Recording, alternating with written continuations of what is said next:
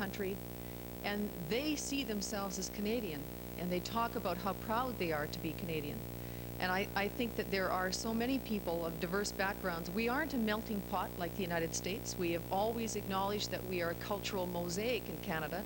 I think that kind of diversity is part of our strength. Who can do a better job of teaching our young people to care about our nation and care about each other? I think I'd like to kind of clarify something. To do away totally with, like you say, the multiculturalism.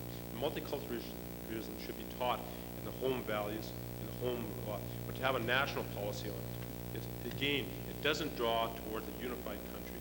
You're not going to. I look at the Chinese population within, and the East Asian population within our countries. For the amount of people that here, hardworking people going forward, and they don't ask for anything. They work. They come here to our countries. They go down, buckle down, and they work together. Why do these others who have been here constantly crying, constantly wanting, where others who are just as large a population, just as much, probably more of a language barrier, simply go ahead, go forward and say, we see something great in this country, and they go ahead and they make something of themselves. This is the frustration that I have with Quebec, with the Aboriginal people, saying that we're always crying, poor me, I'm so discouraged, where others who have had seen poor response, or poor disadvantages, have made themselves something very great of themselves, also in our country. I find that very problem. And again, I blame that on the national multiculturalism, not the localized one, but the national policies that we have here.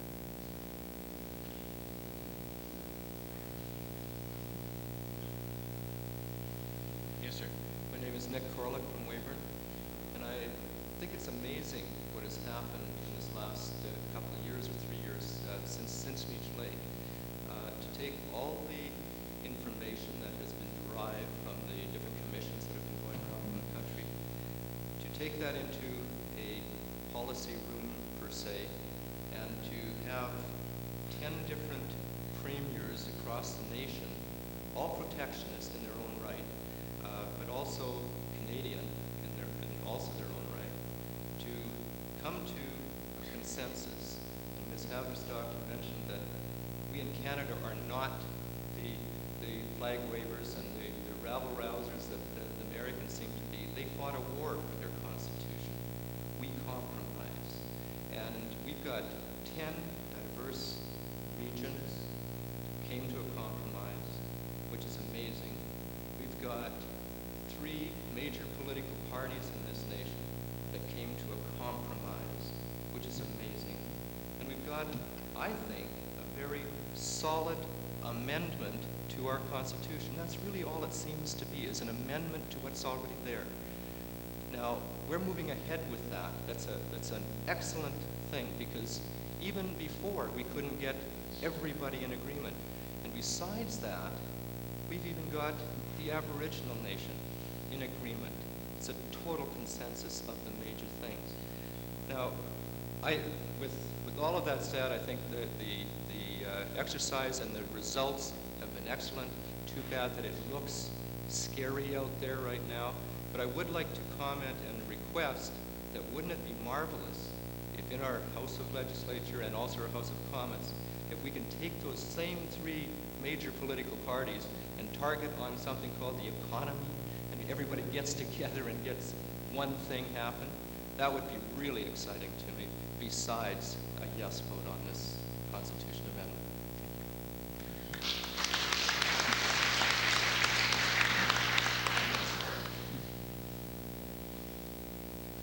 I can tell you a story about my mom.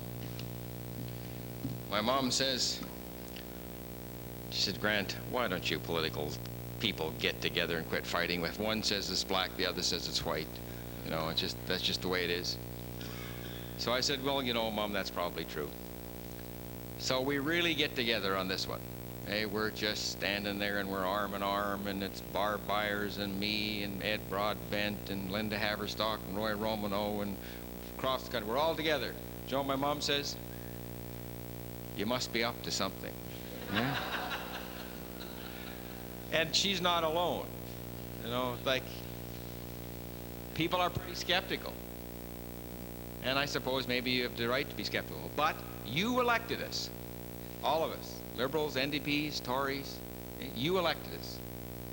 We're your kids and your relatives and your friends.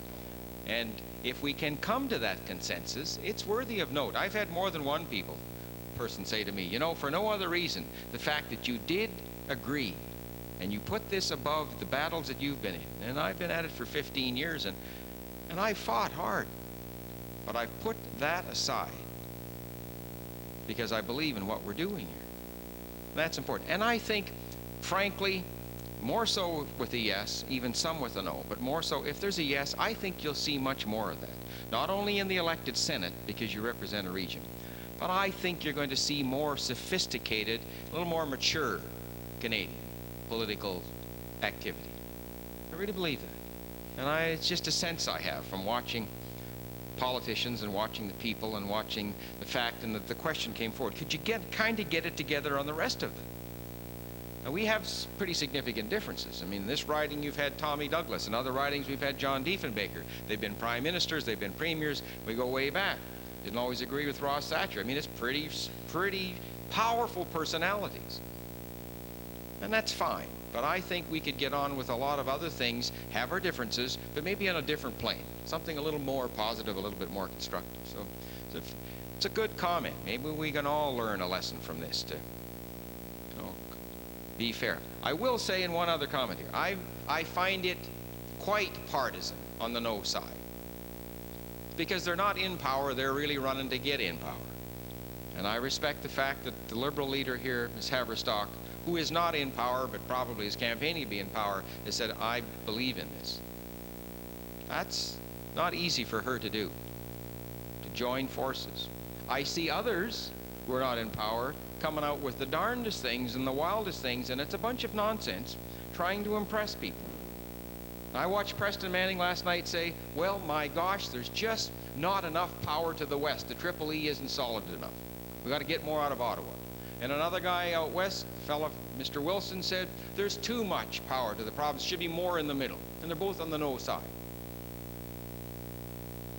Well, I've watched them, and I watch the politics, and I know what, you know, I don't think neither of the arguments are very credible. Frankly, if you're really thinking about your country, you can have lots of those arguments and the things with a good, solid country. But in the midst of something this important, I think it's irresponsible to play those kind of games. Tempting, but I don't think you should come to it. I think you should, sort of like Mom says, get it together on this and maybe several other things, as you suggest.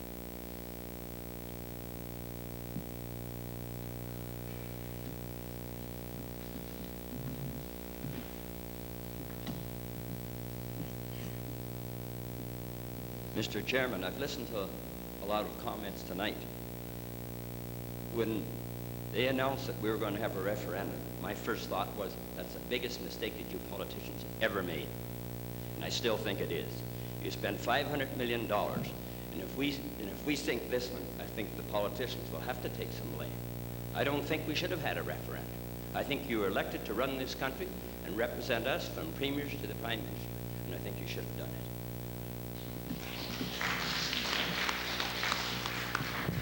Well, you heard me comment earlier that I too did not want a national referendum, but there were certain realities in our country, and we do live in a democracy, and the people of British Columbia had indicated after there were previous constitutional changes that were being recommended that never again would there be able to be changes to the Constitution without there having a referendum. So regardless, there was a binding referendum that was going to have to take place in the province of British Columbia. Similarly, the people who live in the province of Alberta were displeased that they were unable to be participants in the process by having a referendum in previous recommendations that were going to go forward about constitutional reform. So they too demanded of their politicians in legislation the right to be able to have a referendum if there are going to be any constitutional changes in the country. And Quebec. The people of Quebec also stated that they had to have a referendum if there were going to be any constitutional changes. In the province of Saskatchewan 1 year ago today, people signed on the dotted line about a plebiscite on constitutional, it was actually, do you wish to participate in any constitutional changes that may occur? Do you want direct participation? Is that what it was? So if that had been a referendum and not a plebiscite, that would have been binding, and we would have had to have one here. So the question then becomes, and we can't have it both ways, there are people in the country who say that they want to have direct say in any changes in constitutional matters. And so what would one do? Have British Columbia, Alberta, maybe Saskatchewan, and Quebec, and then the other provinces saying, well, if they're having a referendum, we should have the right to have a referendum too, and have 10 separate provinces and 2 territories with 12 different questions. So it wasn't logical. I know the frustration that you're feeling because I think it's a destructive process that we're going through now. But if it were up to the leader of the Reform Party, you would be having in this country referenda all the time.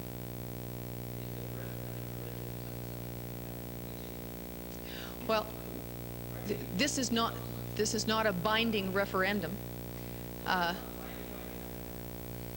Well, I think because of what I just talked about is having to reconcile these, as well as the fact that on Monday, this coming Monday, if this question were not being posed to the people of Canada, the question that would be being posed on October 26th would only be to the people of Quebec, and it would be on sovereignty association. That decision was made by the people of Quebec 1 year ago. So I think this, as much as I know that you're frustrated, and as much as I very much feel for the fact that it's not a good situation, and I do believe that elected representatives who can be held accountable at election time, if they make decisions you don't like, you should boot them out of power, and that this should have been left up to the people who participated in the process, who are supposed to be there on your behalf and absorb all of the information. So I hear your concerns, but I guess in the end, we're left with the fact that this is the reality that's facing us.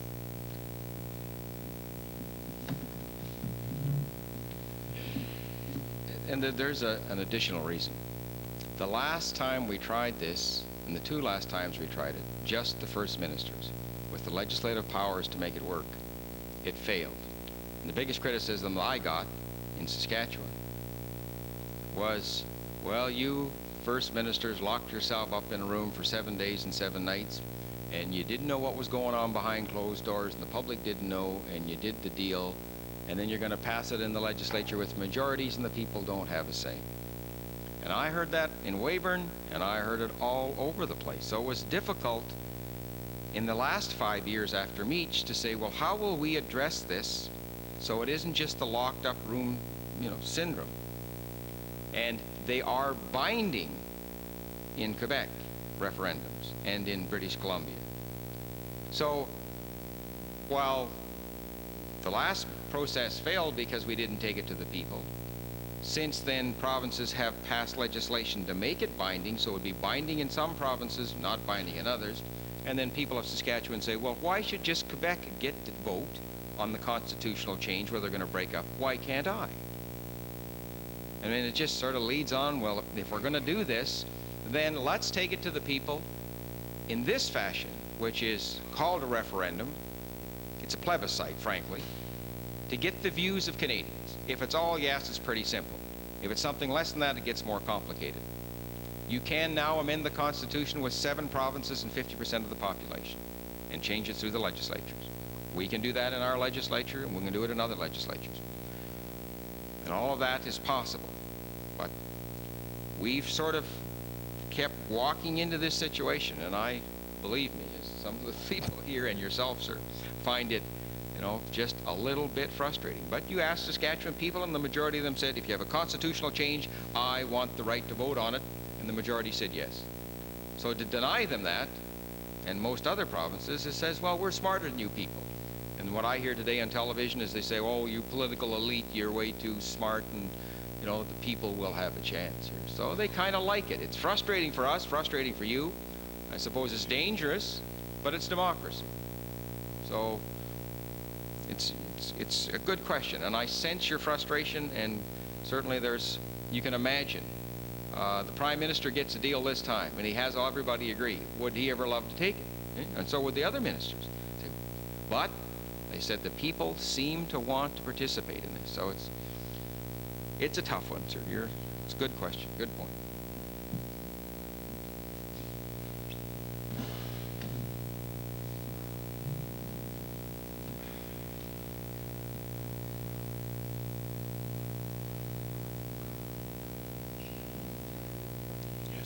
I'm Donna Elder from Fillmore, and I'm a member of the Yes Committee for Stewart Mountain. And I guess really what I want to say is a comment. And I hope I can do this without getting emotional. The reason I went on this committee, and I really haven't told anybody this, is first of all, I'm one of those immigrants who come from another country. And I chose to come to this country. Well, actually, I fell in love with the guy, that's why I came. But I did choose to come to this country, and I was so pleased to become a Canadian citizen and to have the many opportunities offered to me that you have here. It's been a wonderful life here. The thing that I noticed when I first came up was people talking in different languages, here and there, shopping centers, grocery stores, and so on. I was so, and by the way, these people look different too. I was so excited. It was so interesting and so delightful that people from many different cultures and languages and creeds could live together so peacefully. I want to help continue that. I have traveled from coast to coast in this country. I've been interested all these years in people from different countries and languages, and have followed this pursuit in many different ways in our own family. I speak from my heart on this, and I encourage everybody to vote yes. I also want to say how interesting it has been to work with people from other political parties. I think we're on to something new here, and it may become the coming thing. We'll have to see. Thank you.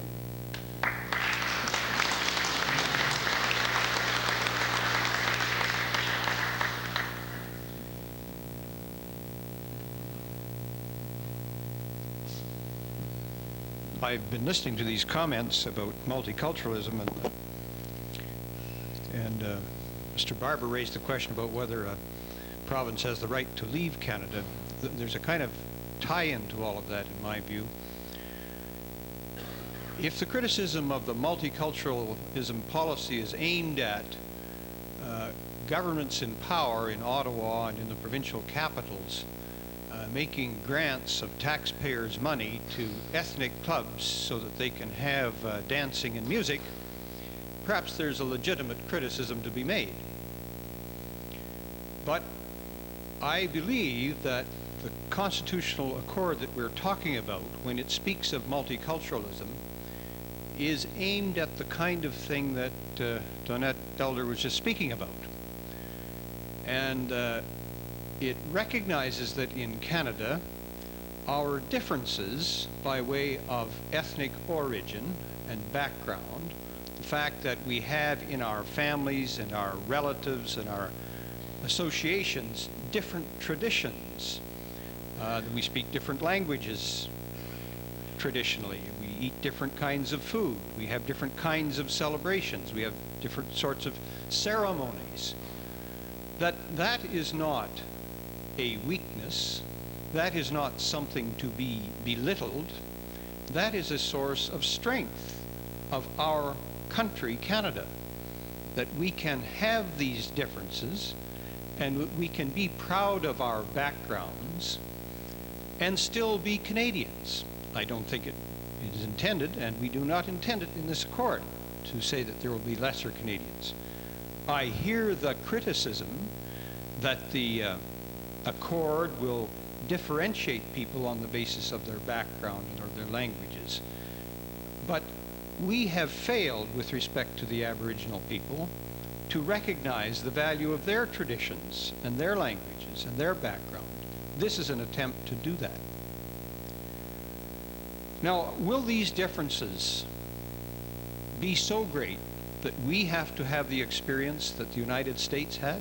That is, will these differences lead with have such force in some province, Quebec obviously we all think about, that it will be determined to leave, and the question is, do they have the right to leave? In my view, they have no legal right to leave. That's not contemplated in our Constitution.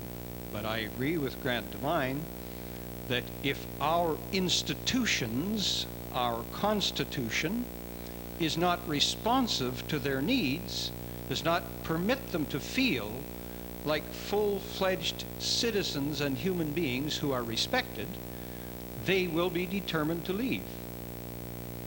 I end by saying I have 3 children, one son who's an officer in the Canadian Armed Forces and who has served with UN peacekeeping forces.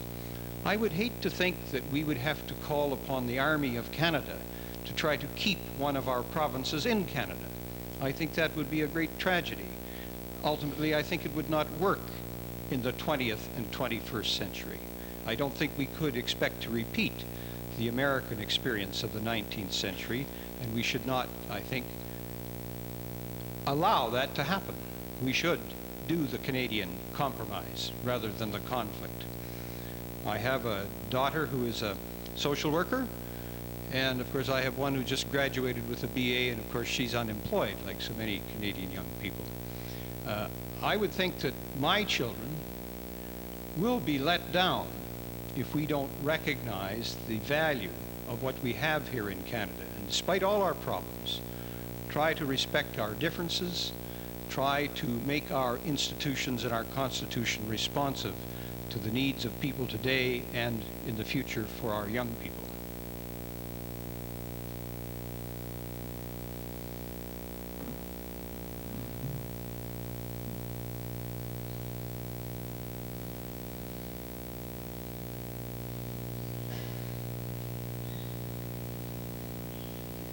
My name is Daryl Yakimowski, and I'd like to thank you all for coming here, especially volunteering your time as you have done.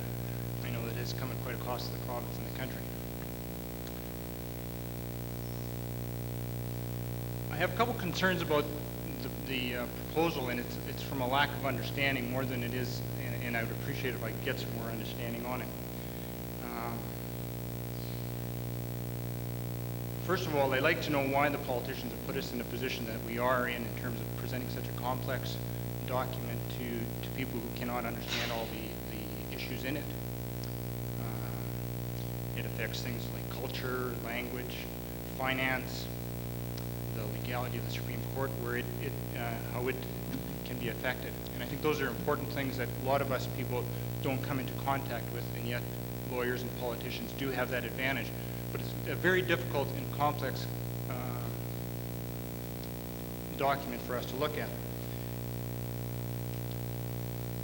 As a businessman, I look at the document, and I don't think that I would be faced with such a, I wouldn't put the shareholders of my company with one question, saying, will you accept this thing with one question? And that's where I see the unfairness.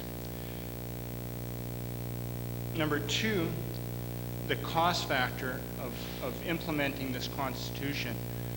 Has it really been thought out, and what are going to be the repercussions of this Constitution? I look at the House of Commons with the additional politicians that will be put into the House of Commons.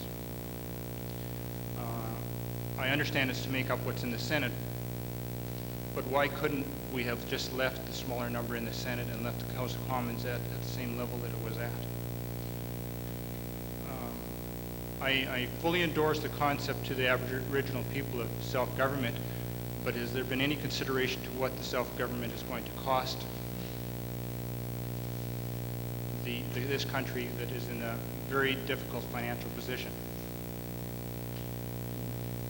And the last point that I'd like to get some clarification on is if we were going to change the Constitution again in the future, if it's 5 years down the road, are we going to go through this process again? Because I understand that we're going to need a 100% consensus in the future, and if that's correct or not correct, I'd appreciate some clarification. Thank you.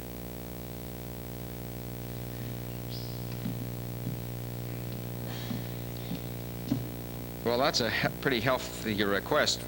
Very briefly, why now and why so complex? We've tried. This is the third time. We repatriated our Constitution in 81, 82, left out Quebec. We tried again with Meech to get them involved and make it happen. We just about got it done, but it failed in Manitoba and failed in Newfoundland. And now here we are again. And it's Meech plus, because we include more Senate reform, which Mr. Wells wanted and Westerners wanted, and included Aboriginal aspirations, which are now in there. So why so complex with all these parts to it? It is a package. You can't just take Senate reform alone, because you can't get it done alone. Ontario will not say, okay, I'll give up my senators just so you can have the same number as me. They want, and it leads to the second question, is representation by population. Totally. Their House of Representatives, the Parliament, has to be really well represented. So we have to increase the number. You want equal Senate, fair enough, but I want real representation by population, as California has, or New York has, or others. In fact, today, if we wanted real representation by population, you need 800 MPs. So if you want to leave the same number and have true population represented by population, you'd have to reduce dramatically numbers that we have in smaller provinces. And we've had floors for years, and I'm sure you've heard that, PEI. We have a floor of 10 and others. So the only way you can do it is let them increase. There is no net gain, as you point out, because senators come down and MPs went up. But to get the representation by population. So that's part of the package. So you can't just say, well, I'll take Senate reform, I won't take distinct society, I'll take the social charter, but I won't take, you know, native self-government. It was the package. So Canadians had the opportunity to see this constitutional reform package brought forward. And that's why it's there. So it's, do you like the package or not? Because you can't cherry pick. Won't work. Because the leaders all got together after 5 years of consultation across Canada, and they said, this is actually doable. Quebec will buy it. BC bought it. With duly elected premiers and others, they bought this. So that, you know, that it's a package. Some would say, and I heard them say, well, you can, you know, why didn't they give us a list and we'll write off what we like and what we don't like? You wouldn't get it, because some would not accept it. So, and it's open like this and to the people because of the complaint it was behind closed doors. As complicated as I've been in conversations with lawyers and legal smart people, I mean, it is extremely complex. People said, you're behind closed doors, bring it out to me because I want to see the fine text. Just recently they said, show me the text. I don't think 1% of the population read the text, but they wanted to know some smart guy in the community did read it, and it's okay. So, you know, they want to be involved. At least that's as I see it. It is a package. The cost, I mean, I've mentioned it, representation by population is I think, the trade-off we got. And I don't see it as a cost because we've got the same number of MPs. I think it's more efficient government, more effective government, more local controls, and certainly with the Senate I feel much more confident that we'll be able to have more strength and efficiency in government for the people. The cost of self-government I think will be much less than the cost of what we're doing. It costs us $5 billion a year, I believe, to administer to people under the Indian Act. $5 billion. That's our annual budget in Saskatchewan. Just administering the bureaucracy and money to the Indian Act. We have more people in the Department of the Indian Act than we have Indians to look after. We must find a more efficient way. So I think that leads to more independence, more farming, more agriculture, better preparation, better training, better respect. I mean, it's the Industrial Revolution at another level. I think it's more productive. And changes again. We still have the rules in the Constitution that are 7 and provinces and 50%. But we said on some important things we're going to have unanimity. And we're going to change institutions like number of senators. Then we're all going to talk. New provinces coming in. See, some key things, not many, but some, will have unanimity. Other than that, it goes back to the formula that we've agreed on. And Kim and Ms. Haverstock might want to comment further on that. So I'm not afraid of it in the sense that we have an amending formula, and for most things we can get it done quite reasonably with 51% of the population.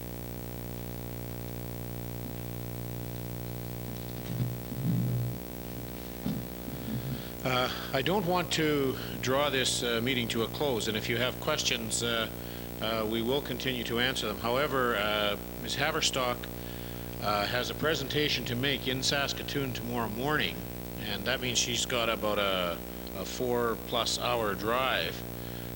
She'll be dropping her staff off in Regina and going on by herself, so she will probably have to leave us fairly soon. However, the rest of the panelists are prepared to stay, as we said at the beginning, as long as you want to ask questions.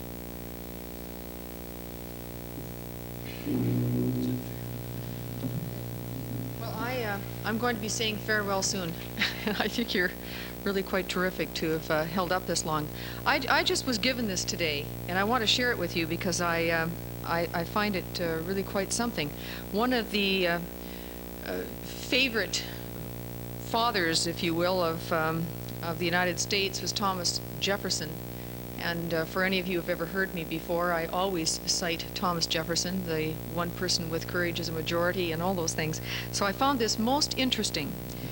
And it states, Canadians who are thinking of voting no in the October 26th referendum should reflect upon the words of Thomas Jefferson, written over 2 centuries ago when another less than perfect constitution was being debated. And someone made reference earlier to the Constitution of the United States. And this is what Thomas Jefferson said in his debate on their proposed Constitution. And I quote, "I confess that there are several parts of this Constitution which I do not approve, but I doubt whether any other convention may be able to make a better Constitution. For when you assemble men to have the advantage of their joint wisdom, you inevitably assemble all their prejudices, their passions, their errors of opinion, their local interests, their selfish views. From such an assembly, can a perfect production be expected? I consent to this Constitution because I expect no better, and because I am not sure it is not the best." Thank you for having me here tonight, and I wish you all well.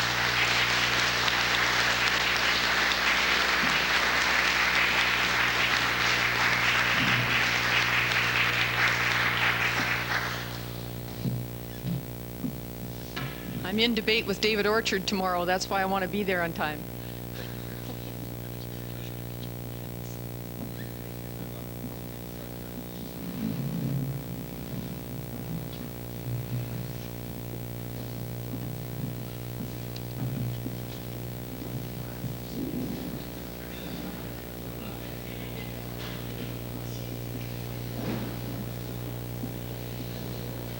If there are any questions, you're still welcome to stay and ask them. If you've had enough, well.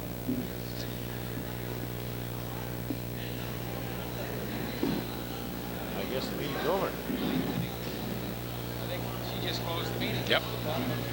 Okay. Thank you very much for coming, ladies and gentlemen. We really appreciate your interest in our country and in this referendum which is taking place on Monday.